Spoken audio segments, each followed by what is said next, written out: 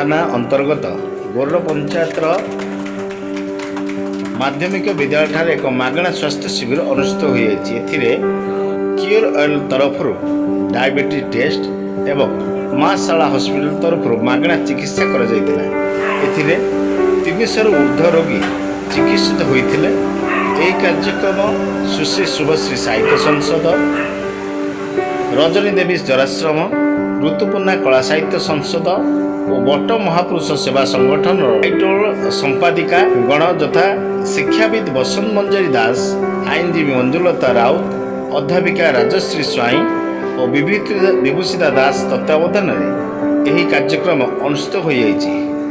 क्योरेल पाथर lab MD Kailash Chandra Dalai, माँ शाला हॉस्पिटल एमडी शुभेन्दु कुमार महापात्र और ममता महापात्र तत्वावधान प्रत्येक विभाग चिकित्सा कर कार्यक्रम को स्थानीय सरपंच प्रतिनिधित्व करथिबा बेले चंद्रभानु नायक यार उद्घाटन करथिले।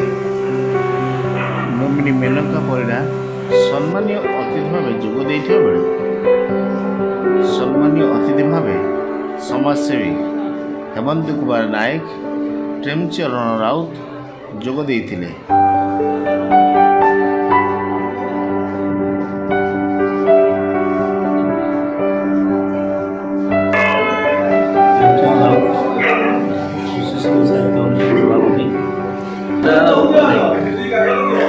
ये जो आज जो अनुष्ठान होती चारोटी माने अनुकूल ये कम एक सुशिक्षित साहित्य अनुष्ठान, दुई ऋतुपूर्णा साहित्य अनुष्ठान, तीन हूँ रजनीगंधा रजन देवी जराश्रम, चारि हूँ बट महापुरुष सेवा। केते संख्यक लोक रही 300 लोक आगे केत लोक आसिले मैंने पचे आसुँच पूर्ण मात्रा सफल लगुच सफल समय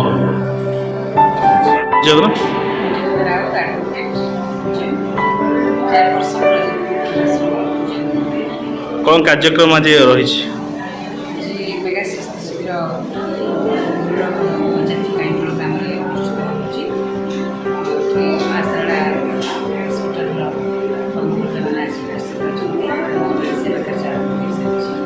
केते लोक पाखापाखि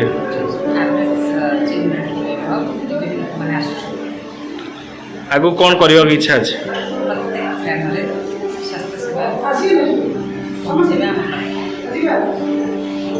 देले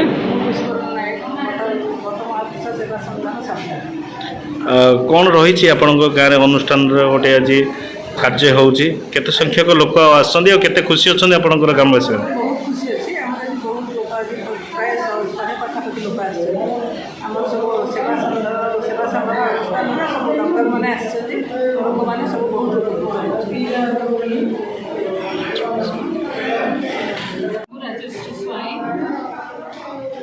कौन रही वर्तमान आज कार्यक्रम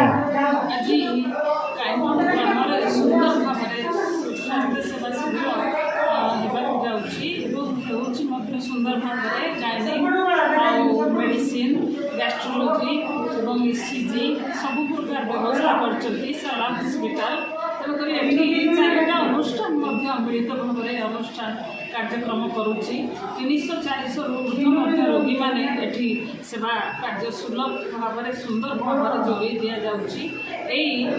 चारिटा अनुष्ठान आमर हूँ गोटे संकल्प नहीं केमी निजे सुस्थ होकर अन्य सुस्थ जोगे देवी आमर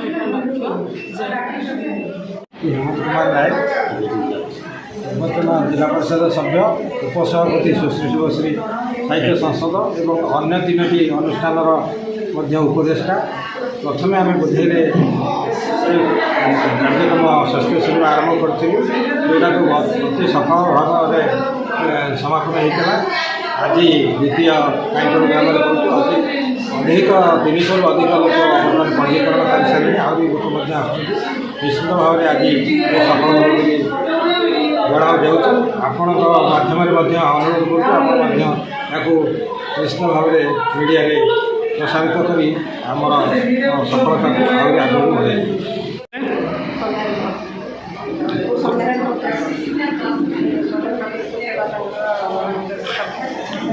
ଆପଣ ଅନୁଷ୍ଠାନ ତରଫରୁ ଆଜି ଏ କାର୍ଯ୍ୟକ୍ରମ କରାଯାଉଛି କ'ଣ କେତେ ଖୁସି ଅଛନ୍ତି? ଖୁସି ଆମେ କିଛି କରିପାରିଛୁ ସମାଜ କଲ୍ୟାଣ ପାଇଁ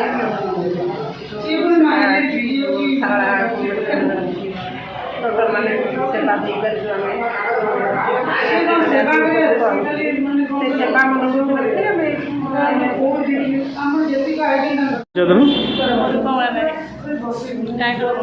ବର୍ତ୍ତମାନ ସେବା ସଂଗଠନର ସଦସ୍ୟ ଅଟେ। ଆମର ମାଗଣା ସ୍ୱାସ୍ଥ୍ୟ ସୁବିଧା ଚାଲିଛି ଯେଉଁ ଯୋଜନା ତା ଦ୍ୱାରା ବହୁତ ଗରିବ ଲୋକଙ୍କର ବହୁତ ପ୍ରକାରର ସେମାନେ ଚିକିତ୍ସାରେ ଉପକୃତ ହେବେ। ଗାଇନିଂ ଡକ୍ଟର ତାପରେ ଡାଇବେଟିସ୍ ଡକ୍ଟର ମେଡ଼ିସିନ୍ ଡକ୍ଟର ତା ଦ୍ୱାରା ବହୁତ